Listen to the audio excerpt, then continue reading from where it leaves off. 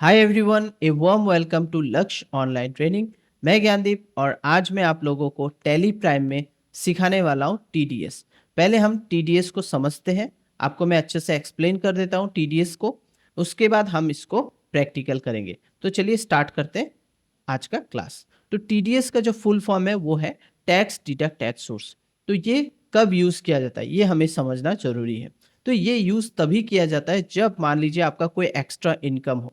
Extra income जैसे आपका room, आपका खुद का बिल्डिंग है, रूम है, आप रेंट में देना चाहते हो। आपका कोई शॉप है मेन रोड पे, उसको आप क्या करना चाहते हो, रेंट में देना चाहते हो। आपका गोडाउन है, उसको आप रेंट में देना चाहते हो। आपके पास बहुत पैसा है, आपने किसी को दिया है, मतलब एज ए लोन के तौर पर, और उससे आपको एक इनकम आ रहा है, या फिर आपको कोई कमीशन मिल रहा है कहीं से, ठीक है। आपने कोई लॉटरी खेला है, लॉटरी लिया है, उसमें आपको पैसे आ रहे हैं। तो ये जितने भी चीज़ें हैं, जो चीज़ मैंने अभी बताया है, इसी के ऊपर क्या हो रहा है, आपको एक इनकम जनरेट हो रहा है, ठीक है। तो आपका वहाँ से टैक्स एक डिडक्ट हो जाएगा, टैक्स डिडक्ट होगा, वो इनकम टैक्स के अंदर ही आ जाता है, ठीक है। तो यहाँ आप देख सकते हो, it is a system under income tax act where tax is deduct at the time income is generate, ठीक है। जब आपका इनकम जनरेट होगा उसी वक्त ये आपका डिडक्ट हो जाएगा, आपका ये पैसा डिडक्ट हो जाएगा। और ये पैसा डिडक्ट कौन करेगा, ये पैसा डिडक्ट करेगा पेयर, मतलब जो कंपनी आपका शॉप एज ए रेंट पे लिया हुआ है, ठीक है। क्योंकि वो तो रेंट पे लिया हुआ, वो आपको पेमेंट करेगा। मान लीजिए आपका एक शॉप है और वो रेंट में आपने किसी कंपनी को दे के रखा है, तो कंपनी क्या करेगा, आपको 50,000 मान लीजिए आपका उस शॉप का रेंट है। तो आपको क्या करेगा, 50,000 तो नहीं मिलेगा, आपको कुछ कम मिलेगा। मान लीजिए 10% डिडक्ट हो जाएगा, क्योंकि वो टीडीएस के हिसाब से कट जाएगा और वो गवर्नमेंट के खाते पे चला जाएगा, अकाउंट में चला जाएगा। और रेस्ट ऑफ द जो भी अमाउंट होगा वो आपके अकाउंट में चला जाएगा, ओनर के अकाउंट में चला जाएगा। तो मैंने एकदम क्लियरली आपको एक्सप्लेन कर दिया है टीडीएस क्यों यूज़ किया जाता है, कब यूज़ किया जाता है, ठीक है। तो देखिए, और एक इसमें क्राइटेरिया है। मान लीजिए आपका आपका एक रेगुलर इनकम है, ठीक है। आप रेगुलर इनकम, जैसे आप जॉब करते हैं, ठीक है। तो जॉब में से, या आप कोई ऐसा प्रोफेशन का काम करते हैं कि वहाँ से आपको परमानेंट एक सैलरी बेस, आपको सैलरी मिल रहा है। तो वहाँ से तो एक इनकम आपका कटेगा ही। उसके बाद भी आपका कोई भी एक्स्ट्रा इनकम होगा, वहाँ से टीडीएस कटेगा, ठीक है। लेकिन एक लिमिटेशन है, 5 लाख अगर ईयरली आपका जनरेट हो रहा है, 5 लाख मतलब एक हर साल चेंज होता रहता है हमारा जो फाइनेंशियल ईयर आता है।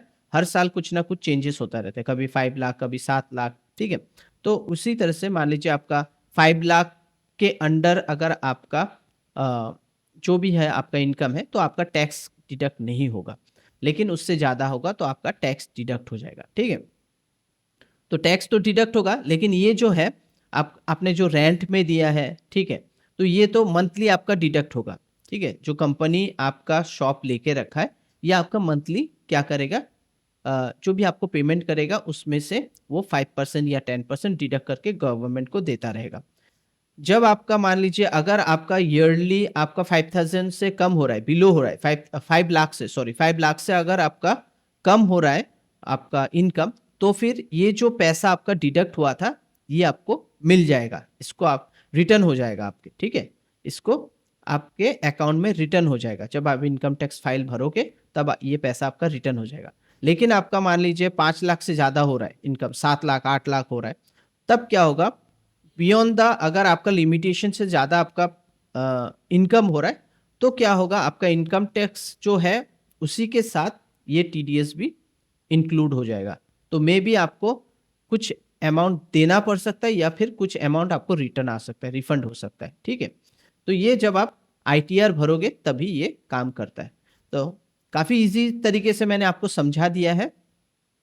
तो मैं आपको एकदम एक्सप्लेन कर दिया हूँ कि टीडीएस कब कटता है, ठीक है। और ये एक इनडायरेक्ट सोर्स से आता है, आपका जो भी जनरेट इनकम होता है, इनडायरेक्ट इनकम है आपका, मान लीजिए, ठीक है। उसी में टीडीएस कटता है, ये भी आपको याद रखना होगा।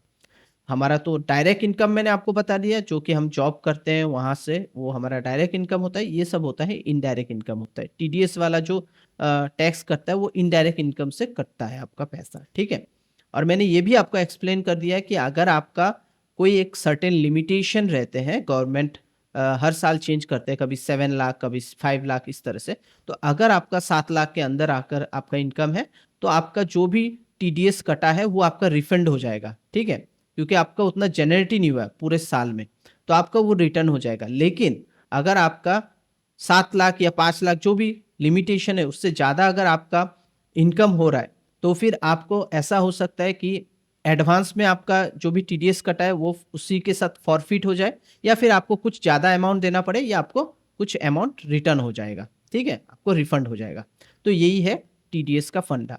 तो आगे बढ़ते हैं, तो यहाँ देख सकते हैं रेंट पे 50,000 टू रमेश ओनर। रमेश को हम 50,000, मतलब मैं मान लीजिए मेरा अपना कंपनी है और मैंने एक रूम रेंट में रखा है, तो मैं रमेश जो ओनर है उसको मैं 50,000 रेंट देता हूँ पर मंथ। और कंपनी डिडक्ट 10%, मतलब मेरा जो कंपनी है वो 10% टीडीएस हम उससे काट के रख देते हैं 5,000, और रमेश ओनर को मिलता है 45,000, ठीक है? और ये जो 5,000 जो मैंने उससे काट के रखा है, मैंने जो डिडक्ट करके रखा है, इसको मैं क्या करूंगा, गवर्नमेंट अकाउंट में जमा कर दूंगा, ठीक है? तो चलिए अब आगे बढ़ते हैं। अब यहाँ पर देखिए, द पर्सन और organise make the payment call deductor, ठीक है? जो ये हम लोग डिडक्टर है, मान लीजिए मेरा मेरा अपना कंपनी है, मैंने एक रूम रेंट पे रखा है, एक दुकान मैंने, शॉप एक मैंने रेंट पे रखा है, मतलब मैंने लिया है, मतलब मुझे पेमेंट करना है ओनर को, ठीक है? तो मैं डिडक्टर हूँ, तो मैं क्या करूँगा, पहले तो मेरा एक टैक्स डिडक्ट अकाउंट नंबर भी होना पड़ेगा मेरा कंपनी का, तभी मैं इसे डिडक्ट कर पाऊंगा। Deductor is responsible to deduct and deposit TDS within due date, ठीक है? तो ड्यू डेट में मुझे वो पेमेंट जो भी मैंने डिडक्ट किया है, जो भी मैं रेंट दे रहा हूँ उससे जो भी पैसा मैंने डिडक्ट किया है उसको फिर मैं गवर्नमेंट के अकाउंट में जमा कर दूंगा। तो काफ़ी मैं अच्छे से आपको पूरा क्लियरली बता रहा हूँ, तो ताकि आपको समझ में आए। अब आगे बढ़ते हैं, तो यहाँ पर आपको देख सकते हैं type of payment, salary as per slab, ये स्लैब के ऊपर आएगा 192, ठीक है? उसके बाद इंटरेस्ट ऑन फिक्स्ड डिपॉजिट, उसमें 10%, ये सब सेक्शंस है। तो ये ऐसे कई सारे सेक्शंस है जो कि आपको आप, ये तो मैंने एक सिंपली एक कॉमन पेमेंट टीडीएस रेट बताया, और सारे हैं जो कि आपको इंटरनेट पे फ्रीली अवेलेबल है, आप वहां से देख सकते हो। फिर देखिए कमीशन हो गया, प्रोफेशनल फीस हो गया, ठीक है, कॉन्ट्रैक्टर पेमेंट हो गया, ये सब सारे हैं, लैंड एंड बिल्डिंग हो गया, ये सब सेक्शन से, ये सब सेक्शन के अंदर आपको काम करना होगा। TDS must be deposit by 7th of the next month. तो हर मंथ का जो 7th जो आता है डेट, उसमें जमा करना होता है। Quarterly TDS return must be file, तो रिटर्न फाइल भी आप कर सकते हो, ठीक है? तो यहाँ पर कुछ फॉर्म है, उसे फिलअप करना होगा। Deduct issue TDS certificate to the deductee after deposit tax, जब डिपॉजिट किया जाएगा उसके बाद आपको एक टीडीएस सर्टिफिकेट भी मिलेगा, ताकि ये प्रूव रहे आपके पास। तो यहाँ पर कई सारे फॉर्म होते हैं, form 16, form 16A, TDS certificate for salary, ठीक है, सैलरी का टीडीएस भी मिलेगा आपको। फिर TDS certificate for non salary payment, फिर ये सब जो जो आप टीडीएस डिडक्ट करते हो उसका आपको एक सर्टिफिकेट मिल जाएगा, ठीक है? तो आगे बढ़ते हैं, ये सब फॉर्म है अलग अलग तरीके का, जो कि आपको, आप जिस तरीके का टीडीएस डिडक्ट करोगे उस तरीके का आपको सर्टिफिकेट मिलेगा। इसके बाद आ जाता है ये बेनिफिट क्या है। पहला तो ये है regular flow of revenue to the government, government को सही तरीके से रेवेन्यू मिलता रहे, ठीक है, टीडीएस के जरिए। फिर प्रिवेंट टैक्स इवेंशन, मतलब इसमें जो फर्जी वगैरह होता है, टैक्स जो कई जगह पे नहीं दिया जाता है, तो उससे प्रिवेंट मिलता है, ठीक है? उसके बाद आपको क्या है, बहुत सारे ऐसे हैं जो कि टीडीएस नहीं देते हैं, तो इसके लिए ये मतलब कई सारे जगह में क्या होता है, टीडीएस जानते भी नहीं है और वो देते भी नहीं है। तो जब वो देना स्टार्ट करेंगे, लीगली देना स्टार्ट करेंगे, तो ये टीडीएस एक लीगल तरीका है, ठीक है? कई जगह में है कि गोडाउन दे के रखा है, बिल्डिंग दे के रखा है, लेकिन टीडीएस जो है वो पेमेंट नहीं कर रहे हुए, वो कर रहे हैं, ठीक है, उन्हें मालूम नहीं है। तो बाद में जब उनके अकाउंट में पैसा आ जाता है उनके, तब उन्हें मालूम चलता है कि अच्छा टीडीएस भी देना होता है। तो ये सब उसी के लिए किया जाता है, ठीक है? तो आपको दिखाना तो पड़ेगा आपके पास इतना पैसा कहाँ से है, तो आप तब, आपको इसीलिए हम लोग टैक्स प्रिवेंट टैक्स इवेशन, मतलब इसमें यूज होता है। क्योंकि आप मान लीजिए जमा कर रहे हो, पैसा जमा कर रहे हो, बाद में आपको दिखाना पड़ेगा, जब आप आईटीआर फिल करोगे तब आपके पास ये जो पैसा है ये कहाँ से आया, रेंट से आया या आपका कमीशन आया, आप लॉटरी में मिला है, तब आप क्या करोगे? तो इसीलिए उसी से बचने के लिए मतलब तो गवर्नमेंट ने इस तरीके का तरीका अपनाया है कि आपको टीडीएस देना पड़ेगा, ठीक है। फिर distribute tax burn through out the year, तो ये मंथली जो आपका पैसा जा रहा है डिडक्ट होते हुए गवर्नमेंट के अकाउंट में जा रहा है, तो ये आपका क्या है, एक अच्छा है, मतलब आपका टेंशन नहीं है, लास्ट में आपको ज़्यादा टैक्स ना देना पड़े, तो एक ही बार में आपका मंथली मंथली डिडक्ट होते चले जा रहा है, तो बाद में आपको कोई बर्डन ही नहीं होगा, आप आराम से हिसाब आपका जो भी हिसाब है वो क्लियर हो जाएगा, ठीक है। Reduce chance of tax payment default, और इससे डिफ़ॉल्ट भी कम होता है, ठीक है।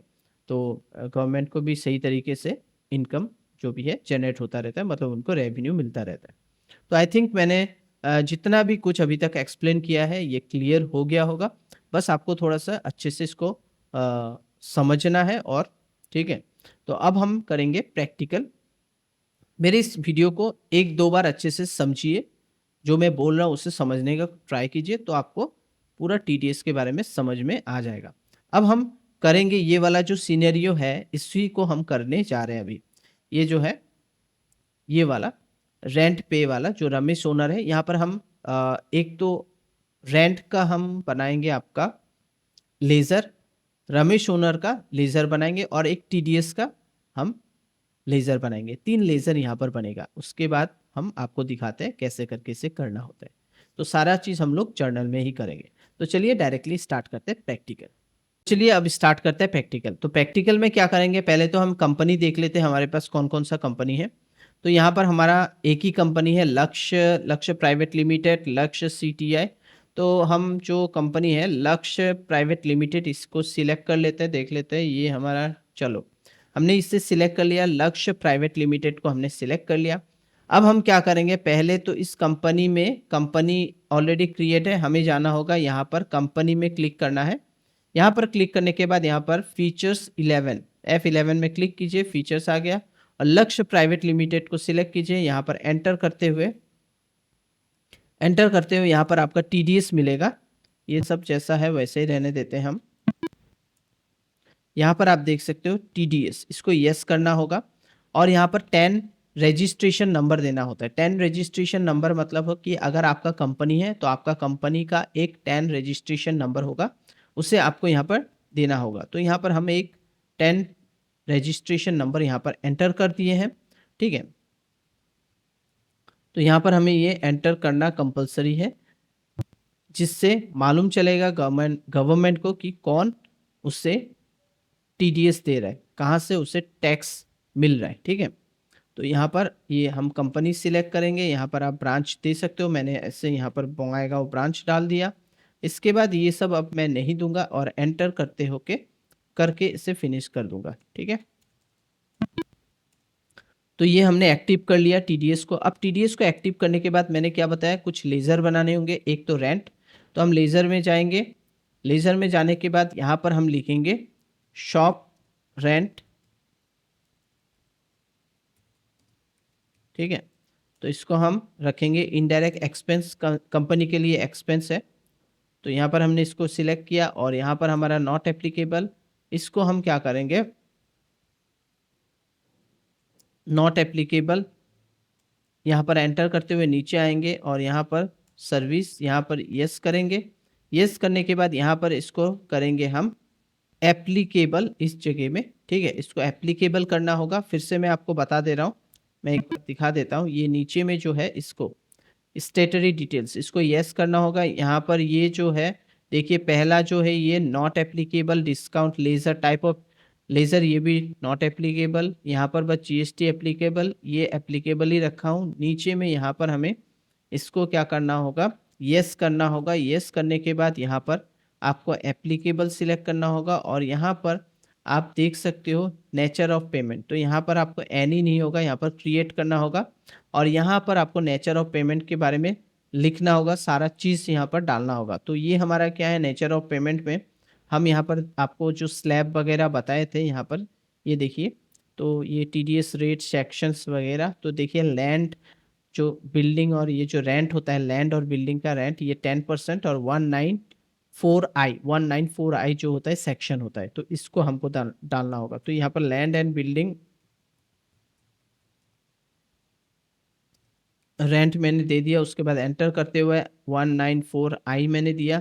इसके बाद यहाँ पर पेमेंट कोड, ये अगर आपके पास है तो दे सकते हैं, नहीं तो हम एंटर करेंगे, नीचे जाएंगे और यहाँ पर 10% दे देंगे। और यहाँ पर अगर आपका कोई एग्जम्पशन लिमिट है दे सकते हैं, अदरवाइज ये एंटर करके आप इसे फिनिश कर दीजिए। और इसके बाद आपको यहाँ पर एंटर करते हुए फिनिश कर देना है। अब हमें ओनर का, जो रमेश है, रमेश ओनर, जिसको हम रेंट पे करेंगे, ठीक है, तो हमारा लक्ष्य प्राइवेट लिमिटेड एक कंपनी है और हम रेंट पे करने वाले हैं, ठीक है। तो यहाँ पर ये जो हो जाएगा, इनको हम सन्ड्री क्रेडिटर रखेंगे, ये क्रेडिटर होगा। इसके बाद ये यस रहेगा, यहाँ पर हमको इससे यस करना है और यहाँ पर आपको सिलेक्ट करना है इंडिविजुअल HUF रेसिडेंस, आपको सिलेक्ट करना होगा। इसके बाद यहाँ पर आपको यस डालिए और यहाँ पर एंटर करते हुए आपको यहाँ पर पैन डिटेल, ठीक है, क्योंकि ये सब ऑनलाइन होगा। Pan is mandatory for the ETDS should be of 10 characters, तो आपको पैन डिटेल्स देना पड़ेगा क्योंकि ये ऑटोमेटिकली अपडेट होगा। जब ITR भरा जाएगा तब ये सब मैपिंग किया जाएगा कि आपका टैक्स ज़्यादा कटा है या कम कटा है, तो उस हिसाब से आपको रिफंड या फिर आपसे ज़्यादा पैसा लिया जाएगा। तो इसलिए आपका पैन नंबर वो जो है कि सही तरीके से आपको देना है, अदरवाइज इशू आ सकता है।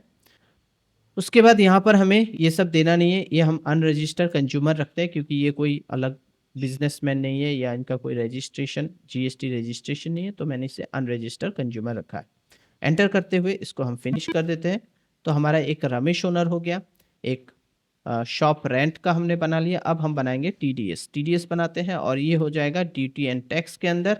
ये TDS सिलेक्ट कर लीजिए और इसके बाद यहाँ पर देखिए rent and building, sorry land and building का जो हमने नेचर ऑफ पेमेंट बनाया था उसी को हम सिलेक्ट करेंगे और एंटर करते हुए इसे फिनिश कर देंगे। तो ये हमारा 3 लेज़र बन चुका है। अब हम जाएंगे बैक करेंगे और बैक करते हुए हम बाहर आ जाते हैं। हम अब चले जाएंगे वाउचर्स में। वाउचर्स में जाने के बाद यहाँ पर हमारा आ जाएगा शॉप रेंट। तो हम रेंट जो है वो हमारा यहाँ से डेबिट होगा, तो हमारा ये जो डेबिट होगा कितना 50,000, तो हम यहाँ पर 50,000 दे देते हैं। एंटर करते हैं। एंटर करते हुए यहाँ पर हमारा किसके अकाउंट में जाएगा, रमेश के अकाउंट में जाएगा। तो रमेश ओनर को हमको देना है 45,000। देखिए यहाँ ऑटोमेटिकली क्या हो गया, ऑटो कैलकुलेट हो गया और जो भी TDS है वो डिडक्ट हो चुका है। और यहाँ पर एंटर करते हुए यहाँ पर हम न्यू रेफरेंस डालते हैं और दूसरा जो न्यू रेफरेंस वो 5,000 का होगा। फिर एंटर डालते हुए यहाँ पर हमारा आ जाएगा TDS, ठीक है। तो ये TDS में ऑटोमेटिकली 5,000 दिखा देगा।